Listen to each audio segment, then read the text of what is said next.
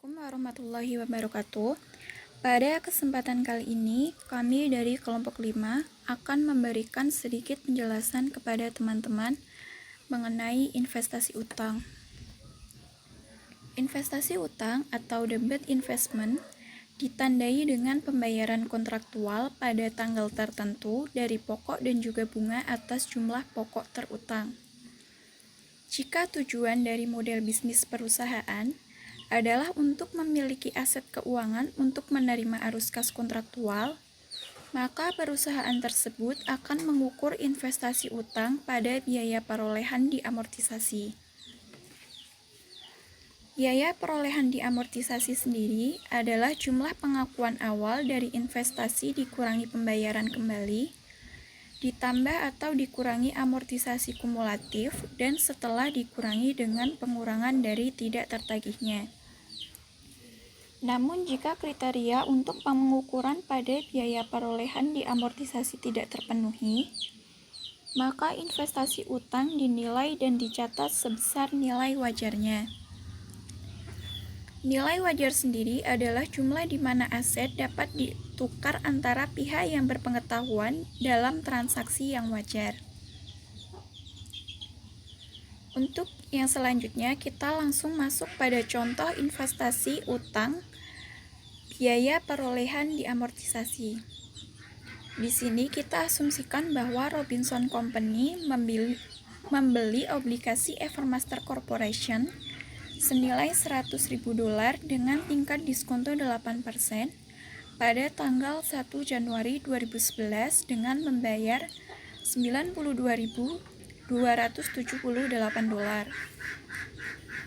Obligasi akan jatuh tempo pada tanggal 1 Januari 2016 dan yieldnya sebesar 10%. Bunga akan dibayarkan setiap 1 Juli dan 1 Januari.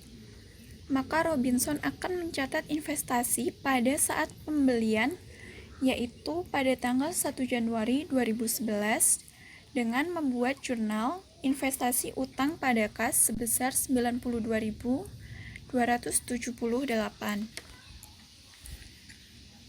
Karena obligasi tersebut dibeli pada tingkat diskonto, maka perusahaan harus mengamortisasi diskonto dengan menggunakan metode bunga efektif. Penerapan metode bunga efektif tersebut pada investasi obligasi caranya sama dengan penerapan pada utang obligasi. Berikut adalah daftar pendapatan bunga dan juga amortisasi diskonto obligasi menggunakan metode bunga efektif untuk menunjukkan dampak dari amortisasi diskonto pada pendapatan bunga yang dicatat Robinson setiap periode untuk investasinya pada obligasi Evermaster. Di situ dapat dilihat bahwa pada tanggal 1 Januari 2011, jumlah tercatat obligasi adalah $92.278 sesuai dengan biaya yang diperoleh Evermaster atas penjualan obligasinya pada Robinson Company. Lalu penerimaan kas pada tanggal 1 Juli 2011 yaitu sebesar $4.000, yaitu dari nilai nominal obligasi sebesar $100.000 dikalikan dengan tingkat diskontonya 8% dikalikan dengan 6/12, di mana 6/12 tersebut diperoleh karena obligasi dibayarkan setiap 6 bulan sekali, yaitu tanggal 1 Juli dan juga tanggal 1 Januari. Untuk pendapatan bunga diperoleh dari $92.278, di mana itu merupakan nilai sekarang dari obligasi tersebut dikalikan dengan yieldnya sebesar 10% dan dikalikan dengan 6/12. Sedangkan untuk amortisasi diskonto obligasi diperoleh dari pengurangan pendapatan bunga dengan penerimaan kas. Untuk jumlah tercatat obligasi sebesar $92.892 pada tanggal 1 Juli 2011 diperoleh dari jumlah tercatat obligasi pada tanggal 1 Januari 2011 ditambahkan dengan amortisasi diskonto obligasi pada tanggal 1 Juli 2011. Untuk tanggal-tanggal selanjutnya, sampai tanggal 1 Januari 2016, cara-caranya sama dengan pada tanggal 1 Juli 2011. Nah, pada tanggal 1 Juli 2011 tersebut, Robinson akan mencatat penerimaan pembayaran bunga setengah tahun pertama, yaitu dengan membuat jurnal dengan mendebit kas dan investasi pada pendapatan bunga, yang mana kasnya sebesar 4.000, investasi utang 614, dan pendapatan bunganya yang merupakan kredit yaitu sebesar 4.614. Untuk tanggal 31 Desember 2011, bunga yang harus dibayar dan mengamortisasi diskonto yaitu dengan piutang bunga dan investasi utang di debit yaitu sebesar 4.000 dan 645, dan mengkredit pendapatan bunga sebesar 4.645. Pada tanggal 31 Desember 2011, Robinson juga akan melaporkan investasi dalam obligasi Evermaster pada laporan keuangan, yaitu pada laporan posisi keuangan dan juga laporan laba rugi. Pada laporan posisi keuangan, Robinson akan membuat jurnal investasi jangka panjang pada investasi utang sebesar 93.537 dan aset lancar pada piutang bunga sebesar 4.000 dolar. Sedangkan pada laba rugi akan membuat jurnal dengan pendapatan dan beban lainnya pada pendapatan bunga sebesar 9.259. Selanjutnya adalah investasi utang untuk nilai wajar. Investasi dikelola dan dievaluasi berdasarkan dokumen manajemen risiko atau strategi investasi berdasarkan informasi nilai wajar. Pada setiap tanggal pelaporan, perusahaan menyesuaikan biaya perolehan diamortisasi ke nilai wajar dengan keuntungan atau kerugian akibat pemilihan yang belum direalisasi dilaporkan sebagai bagian dari laba net. Keuntungan atau kerugian akibat pemilikan yang belum direalisasi. Sebagai contoh, asumsikan informasi yang sama dalam ilustrasi sebelumnya untuk Robinson Company. Ingat bahwa Robinson Company membeli obligasi Evermaster Corporation senilai 100.000 dengan tingkat diskonto 8% pada tanggal 1 Januari 2011. Dengan membayar 92.278, obligasi tersebut akan jatuh tempo pada tanggal 1 Januari 2016 dan yield sebesar 10%. Bunga dibayarkan setiap tanggal 1 Juli dan 1 Januari. Jurnalnya sebagai berikut. Pada tanggal 1 Januari 2011, investasi utang di debit sebesar 92.278 dan kas di kredit sebesar 92.278. Pada tanggal 1 Juli 2011, jurnalnya kas dan investasi utang di debit masing-masing senilai 4.000 dan 614 dan pendapatan bunga di kredit sebesar 4.614. Dan pada tanggal 1 Desember 2011, piutang bunga dan investasi utang di debit masing-masing sebesar 4.000 dan 645 dan pendapatan bunga di kredit sebesar 4.645. Pada ilustrasi 17 step 2 menunjukkan jumlah bunga dan amortisasi. Jika investasi utang yang dimiliki untuk ditagih, maka jurnal selanjutnya tidak diperlukan. Robinson menentukan bahwa akibat penurunan suku bunga, nilai wajar dari investasi utang meningkat menjadi 95.000 pada tanggal 31 Desember 2011. Dengan membandingkan antara nilai wajar dan jumlah obligasi, Robinson memiliki keuntungan akibat pemilikan yang belum direalisasi sebesar 1.463. perhitungannya yang diketahui nilai wajar pada tanggal 31 Desember 2011 sebesar 95.000 dikurangi keuntungan akibat pemilikan yang belum direalisasi sebesar 1.463 dan yang hasilnya adalah biaya perolehan diamortisasi pada tanggal 31 Desember 2011 sebesar 93.537. Robinson membuat jurnal untuk mencatat penyesuaian investasi utang ke nilai wajar pada tanggal 31 Desember 2011. Jurnalnya sebagai berikut. Penyesuaian nilai wajar efek di debit sebesar 1.463 dan keuntungan atau kerugian akibat pemilikan yang belum direalisasi di kredit sebesar 1.463.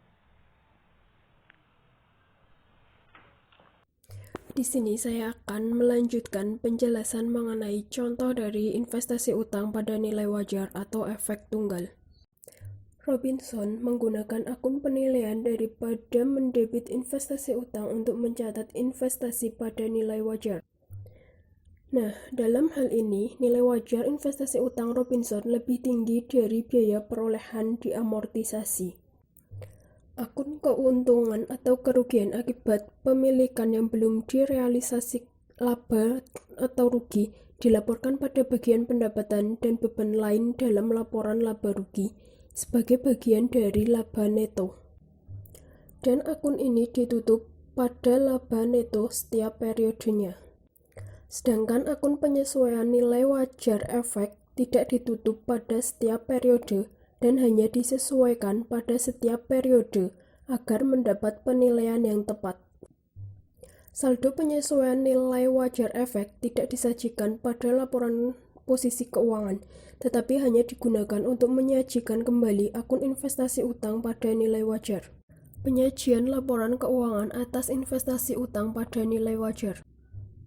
Robinson melaporkan investasinya dalam obligasi Evermaster pada laporan keuangan tanggal 31 Desember 2011 sebagai berikut. Dalam laporan posisi keuangan, investasi yang berupa investasi utang sebesar 95.000 US dollar dan aset lancar berupa piutang bunga sebesar 4.000 US dollar. Di mana investasi utang didapat dari nilai wajar pada 31 Desember 2011, sedang utang bunga sebesar 4.000 diperoleh dari 100.000 dikali 8% dikali 6/12. Yang selanjutnya laporan laba rugi, di mana terdapat pendapatan dan beban lain. Pendapatan berupa pendapatan bunga sebesar 9.259 US dollar yang diperoleh dari 4.614 ditambah dengan 4.645. Dan juga terdapat keuntungan atau kerugian akibat pemilikan yang belum direalisasi sebesar 1.463, di mana nilai itu diambil dari perhitungan sebelumnya yang telah dijelaskan oleh teman saya. Melanjutkan contoh sebelumnya. Pada tanggal 31 Desember 2012, asumsikan bahwa nilai wajar dari investasi utang Evermaster adalah 94.000 US dollar.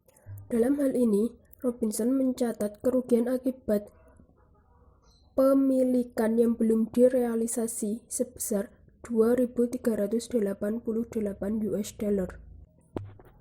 Nah, di sini terdapat perhitungan kerugian yang belum direalisasikan pada investasi utang 2012, di mana biaya perolehan diamortisasi sebesar 94.925 itu diambil dari tabel pendapatan bunga dan amortisasi. Nilai wajar sebesar 94.000 US dollar, di mana nilai wajar dari investasi utang saat ini kurang dari biaya perolehan diamortisasi sebesar 925. Namun, Robinson telah mencatat keuntungan yang belum direalisasi pada tahun 2011. Oleh karena itu, Robinson mencatat kerugian sebesar 2.388, di mana kerugian tersebut diperoleh dari 925 ditambah dengan 1463. Robinson membuat jurnal sebagai berikut. Keuntungan atas kerugian akibat pemilikan yang belum direalisasi atau laba rugi didebit sebesar 2.388 dan penyesuaian nilai wajar efek dikredit sebesar 2.388. Yang selanjutnya ada penyajian laporan keuangan atas investasi utang pada nilai wajar 2012. Di sini terdapat laporan posisi keuangan dan laporan laba rugi. Yang pertama, laporan posisi keuangan, di mana investasi yang berupa investasi utang sebesar 94.000 $, di mana nilai tersebut diambil dari nilai wajar dari investasi utang. Dan terdapat juga aset lancar berupa piutang bunga sebesar 4.000 $.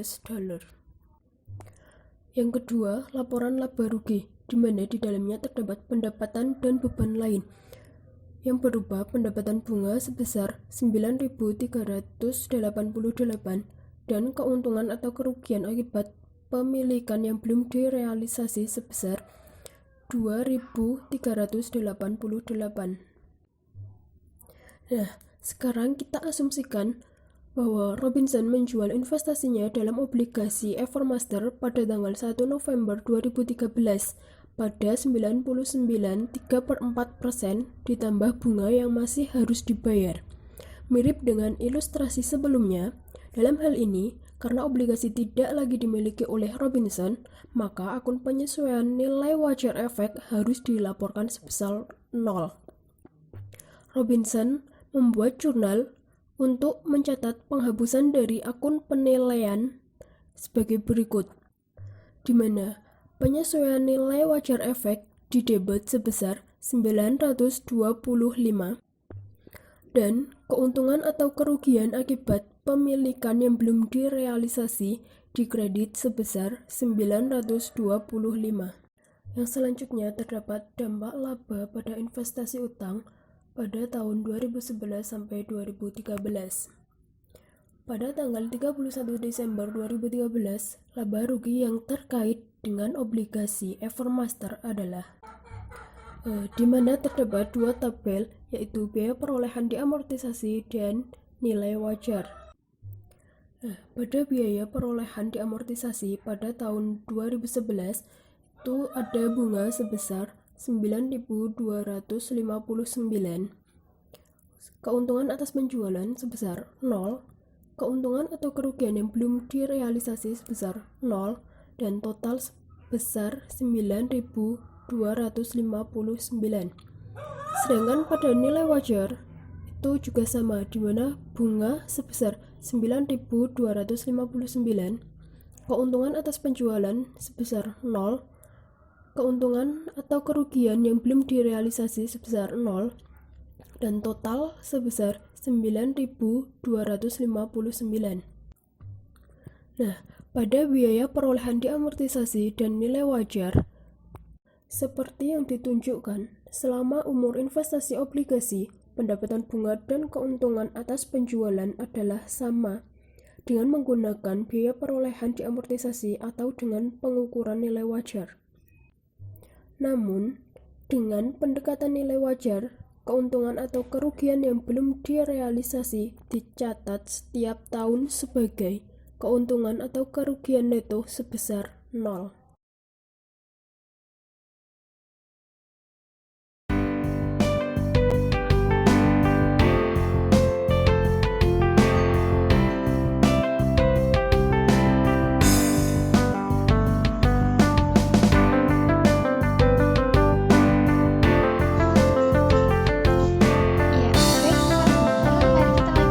Pada contoh investasi utang pada nilai wajar portofolio. Nah, di layar telah ditampilkan bahwa ada contoh investasi obligasi ke Watson Corporation dan ke Ana Company Corporation. Nah, pada saat membeli obligasi dari Watson Corporation, biaya perolehan yang kita keluarkan adalah $93.537. Nah, pada saat itu nilai wajarnya adalah $103.600. Dari data tersebut, maka kita mendapatkan keuntungan atas pembelian investasi sebesar $10.063.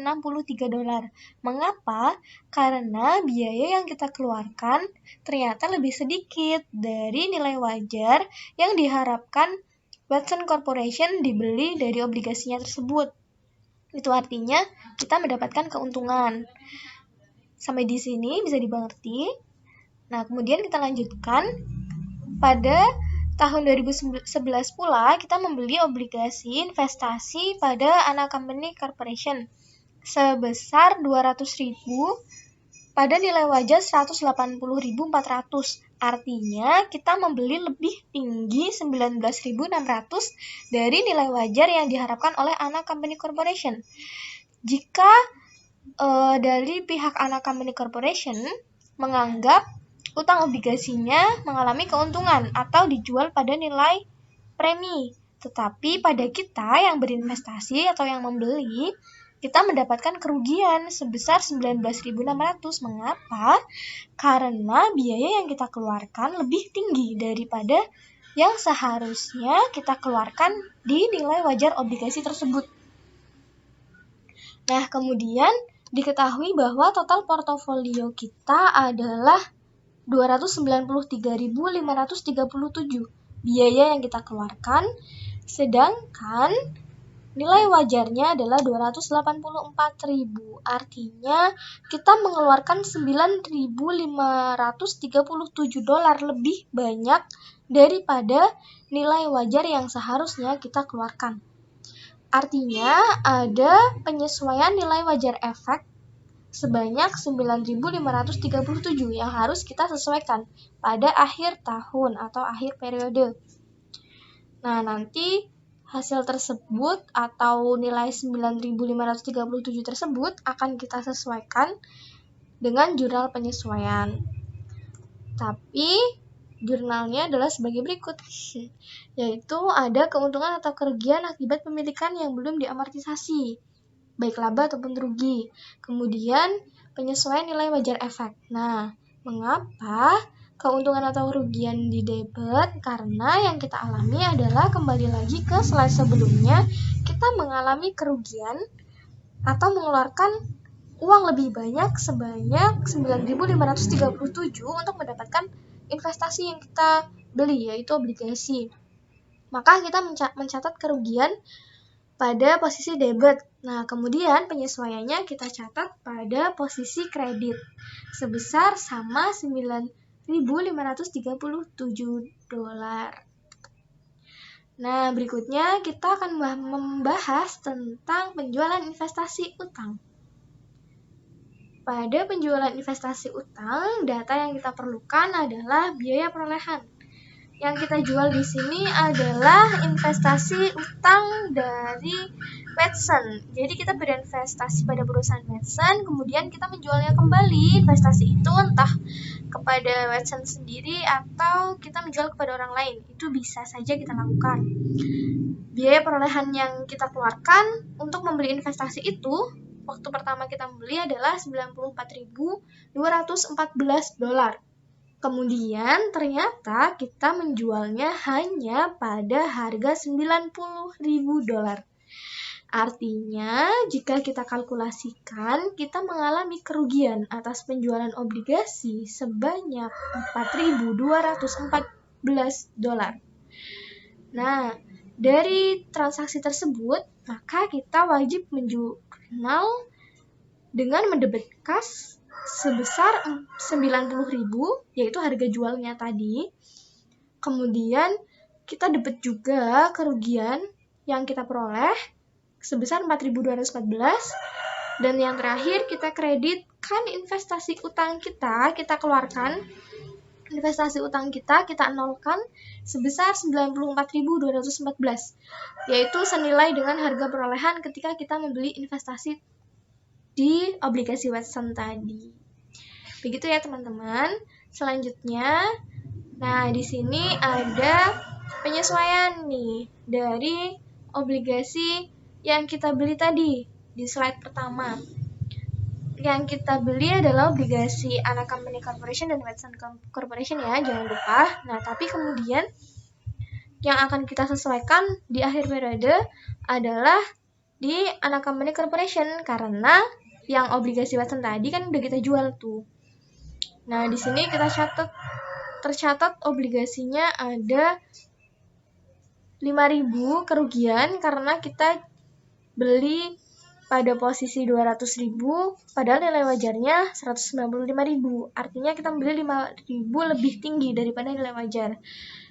Nah, di situ ada penyesuaian efek sebelumnya, yaitu penyesuaian yang tadi pertama kali kita hitung itu sebesar 9.537.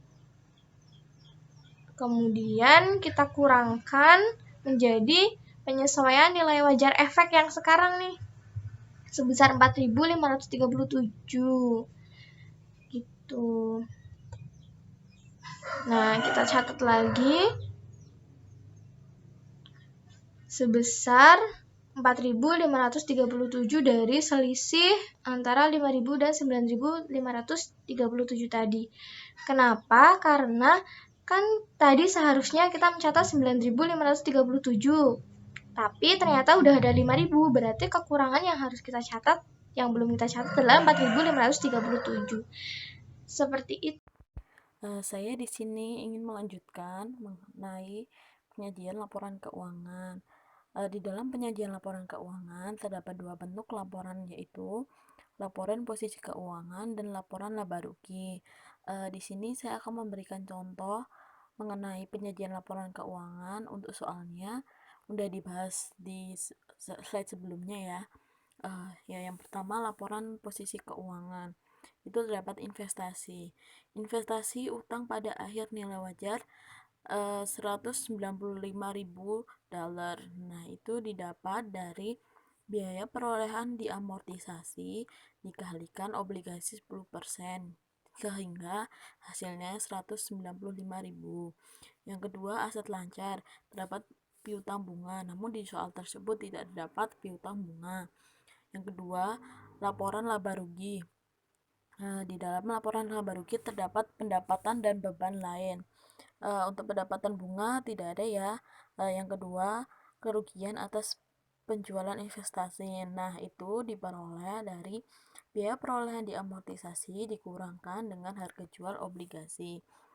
Untuk biaya perolehan diamortisasi jumlahnya $94.214 dikurangkan dengan $90.000, sehingga menghasilkan kerugian atas penjualan investasi $4.214.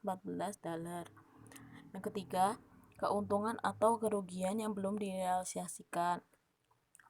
Itu didapat dari biaya perolehan amortisasi dikurangkan dengan nilai wajar. Nah, hasil pengurangan tersebut dikurangkan dengan saldo penyesuaian nilai wajar efek sebelumnya. Untuk lebih jelasnya bisa buka di halaman 155, itu di atas sendiri. Nah, itu kan ada hasil dari biaya perolehan diamortisasi dikurangkan dengan nilai wajar itu $5.000.